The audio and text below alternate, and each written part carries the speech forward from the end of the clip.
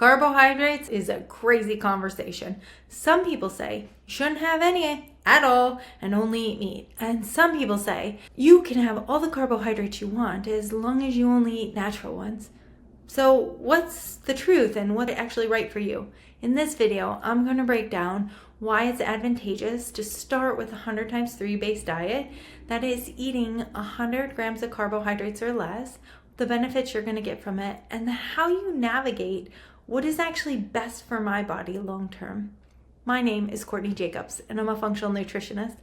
I help women off the yo-yo health cycle by bringing their body back into balance, by addressing root cause issues, things that could be stalling weight loss, and using neuroplasticity to wire in new neural networks and have them build self-trust so that the weight they lose stays off for a lifetime. Carbohydrates. Where we start with the 100 times 3 based diet is less than 100 grams a day.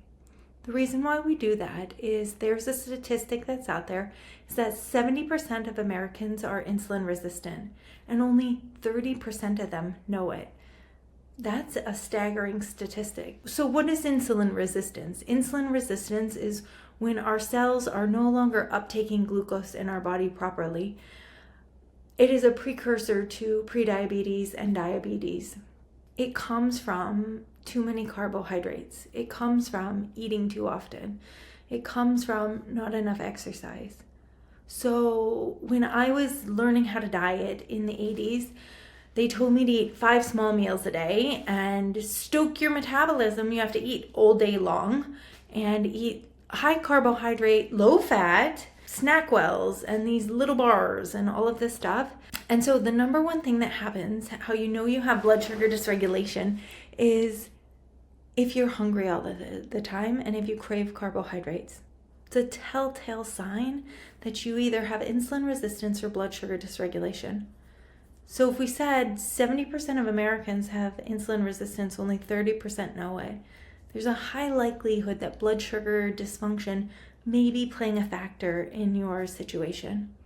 So here are some symptoms. If you are hungry and can't stop craving food, if you get tired around 2-3 p.m., if you wake up multiple times in the evening, if you get hangry, if you get a headache if meals are skipped or delayed, and if you get shaky if meals are skipped or delayed, if you have fatigue that's relieved by eating, if you have fatigue after eating, all of these symptoms are quite common in our world, but they're not normal.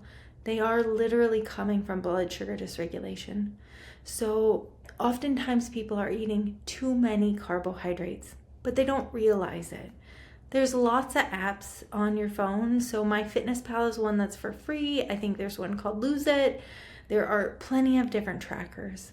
Some people find tracking as a tool that works for their whole life. I still track my food every day. And some people don't like it at all. It's quite triggering.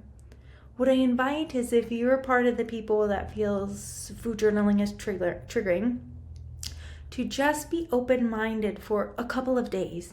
Right? Say, well, for 3 days, I'm going to track, because what I need you to start doing is finding out about how many carbohydrates are you eating now, and what does 100 carbohydrates look like, and can I get it lower than that? So we use the tracker to find a baseline of where we're at now and what does 100 grams of carbohydrates look like. Because we're moving slow, the changes don't happen overnight. But what I see when people start dropping their carbs to under 100 grams of carbs is that they start sleeping better, their energy increases, their muscles are less stiff and achy, so there's less inflammation in the body. Their general mood goes up because there's less inflammation. They can manage their food because they start seeing satiated. And we have another video here that talks about protein. So after this video, you can watch the one on protein and learn how that's going to keep you satiated.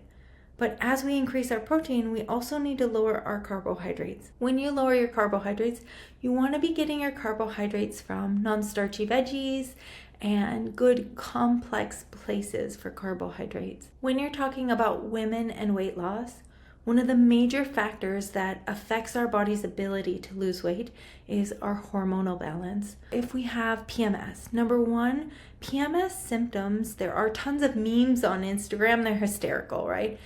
PMS is common, not normal.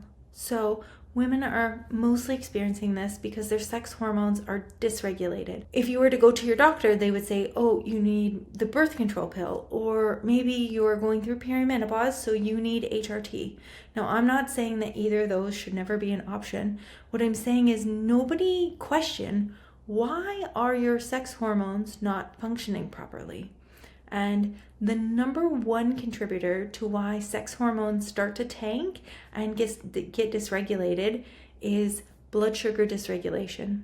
So when we are consuming too many carbohydrates, our estrogen is too high. So for example, if you get breast tenderness before your cycle, that's a telltale sign of estrogen dominance. Estrogen dominance, when that's there for a lot of years, that sets our body up for cancer. That lets us know there's inflammation. It affects mood. It affects our ability to drop weight. So as we start to regulate our blood sugar, our sex hormones start functioning properly, which is a major added bonus when we're talking about weight loss. When you start to lower to under 100 grams of carbohydrates or less, you're going to notice your energy increase. How's that happening? When you start your morning with a breakfast like a banana or yogurt with granola, sounds healthy, right? That's a lot of sugar. The sugar is forcing your body, so what's happening is you take in a whole bunch of sugar and your blood sugar starts to shoot up. And insulin is the hormone that helps our blood sugar come down. So our body pumps out a whole bunch of insulin, and typically when somebody's on a blood sugar cycle, they've been on it for a lot of years. So the body is overshooting insulin because insulin isn't working properly anymore. So you eat your granola and yogurt for breakfast. Blood sugar starts to shoot up and now you overproduce insulin. Insulin comes in to lower your blood sugar. And now as your blood sugar is coming down, you start to get hungry. And it's like 10 a.m. and you think, oh, I need a snack. I'm going to eat a Kind bar because that's healthy. But as your blood sugar is coming down, your body produces a hormone called glucagon. Glucagon helps us raise our blood sugar naturally. But now, so your blood sugar is coming down and glucagon's coming in to save the day, but we eat a snack. And that snack shoots us up plus the glucagon. Now we shoot up and we're shooting up, and now the blood sugar is shooting up because glucagon was there and we've had the Kind bar. So insulin comes out to shoot a whole bunch of insulin to drive the blood sugar back down. As it's coming down, you catch it for lunch. And then now you've caught it for lunch and it shoots up really high and insulin pumps out a whole bunch of insulin again. And then now, because so much insulin has been pumped out, you crash, your blood sugar crashes. And around 2-3 p.m., you're like, I'm so tired. I'm just so sleepy. And most women think it's because I'm a mom and I have so many things going on, or I woke up so early and my job is so stressful and I have so much going on in my life, and this is why I get tired in the afternoon and need coffee. That's not why you get tired in the afternoon between 2 and 4 p.m. That's because your body's going hypoglycemic. So as you start to crash, many women will grab a coffee or a snack, and even if the snack is like an apple, now it shoots you back up, and then you have your dinner and it shoots you up, and then as you, in the middle of the night, you're still going through this cycle. And so you wake up and you think, oh, I have to pee. And so you go pee, but once your blood sugar starts to get regulated, you sleep through the night. And you're like, wait, but I thought I was just having to pee. I haven't even changed anything else. And what's happening is when your blood sugar drops, your body wakes up, and then you just notice your bladder. So it's not actually your bladder waking you up. I've seen it with hundreds and hundreds and hundreds of women. So our energy increases when we start to regulate our blood sugar. A tip that I have is you want to start your morning with a high protein, high fat breakfast. What we want to start is stopping this roller coaster so that we can get your energy. When you're going through that energy cycle and you're waking up and peeing, women typically wake up groggy.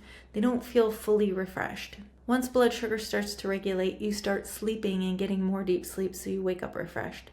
So then you're going to wake up in the morning and you want to eat a lower carbohydrate, high protein, high fat diet to keep you satiated. After a while, if you still need a snack, I invite something like hard-boiled eggs or nuts or beef jerky. But soon you're going to notice I'm actually full and I don't need that mid-morning snack. So as you start to remove the snacking, you start to remove the amount of times your body's producing insulin. So years ago when we were told to eat 5 small meals a day because it's going to stoke your metabolism, it did the exact opposite. It literally caused insulin resistance, prediabetes, and diabetes because your body was constantly shooting out the insulin. What we want to do is lower the times that happens. So if you can first move to 3 meals and 1 snack, and then if you can just eat meals, that's amazing. But here's what's going to happen. You don't have to white knuckle it and do anything that's super uncomfortable or extreme. As your blood sugar regulates, it's going to get easier. So most people should be able to eat a meal and then not think about food for 4 to 6 hours. Your body should stay full. If your body is not staying full, if you're hungry after 2 hours, you've 1, not eaten enough, you 2, have blood sugar issues, you aren't getting the proper nutrients for your body, that's a telltale sign that something is going on. So we want to eat a good amount. So sometimes when people switch to their low carb breakfast, they have 2 eggs and a slice of bacon.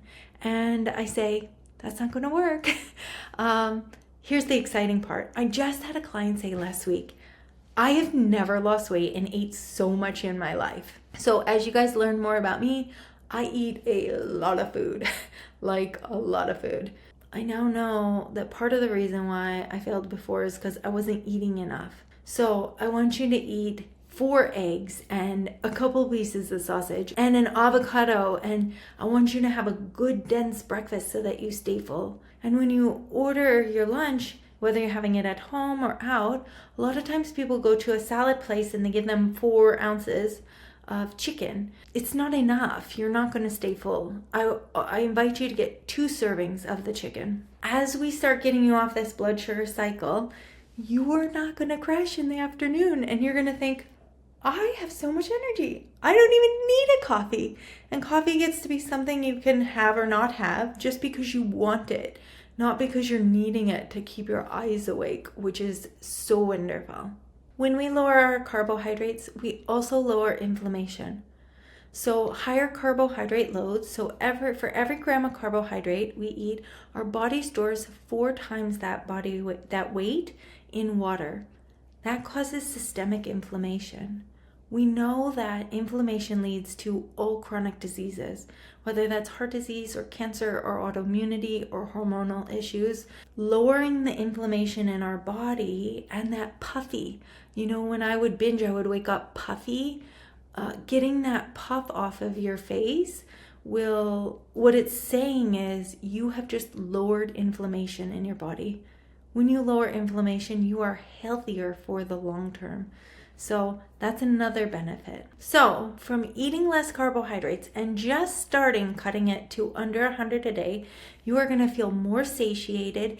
You are going to sleep better. You're going to have more energy. You will have less inflammation in your body. You'll notice your joints and muscles start to feel a bit better. Now there's other things that you need to do to fully get rid of the stiff and achy muscles in the morning, but I'll leave that in another video. Your whole well-being is going to start feeling better. Now, everybody's body needs a different amount of carbohydrates to function properly. And based on different medical conditions or symptoms in the body, everybody's body needs something different. That's a whole nother story. The 100 times 3 base diet is a good place to start getting you off that blood sugar cycle. You see, because the keto diet is actually really advantageous for people with cancer, people with neurodegenerative diseases, people with mental health conditions, people who have very severe hormonal imbalances, people who have nervous system conditions. There are many, many situations in which a ketogenic diet is good and good for long term. And then there are a lot of people where a moderate amount of carbohydrates can actually be advantageous for their health, and their microbiome can handle it and their body can thrive on it. And so where you end up on that spectrum is going to be learning a lot about what does my body actually need. Another thing to note is none of this is medical advice. It's just everything that I've learned and what I've experienced in my life and my practice. Anything that you learn, I always want you to take it to a medical practitioner and make sure that that is appropriate for you. So if you want, you can get MyFitnessPal or the Lose It app, figure out about how many carbohydrates you're eating now. And if you want to use the key card, you can put on your key card, I'm going to eat less than 100 grams of carbohydrates just 3 days this week. And if 3 days feels like too much, just choose 2 days, right? So we just start right there. You don't have to do this perfect. Here's the thing, we are going slow. There is no perfection needed. We are in a marathon, not a sprint. We are taking this weight off for the very last time. And so unlike all the other have to be perfect times before, that's not it, right? So you can just say, this week I'm going to try. So in the comments below, you can say how many times you're going to shoot this week to get under 100 grams of carbohydrates. I would love to see that and hear that. Or if you have already started to lower them, what are some positive benefits that you're feeling? I invite you to click subscribe on here so that you can get more of these videos. It is my goal to help as many women as possible off the yo-yo health cycle. And if this video resonates with you, share it with a girlfriend. That's how we change the world. I am so tired of women not feeling comfortable in their body and feeling ashamed, and we are changing the narrative. And how we do that is you got to share it with everybody. So have a wonderful day, and I'm honored to be here, and I'm going to keep teaching you more and more and more about how to set yourself free.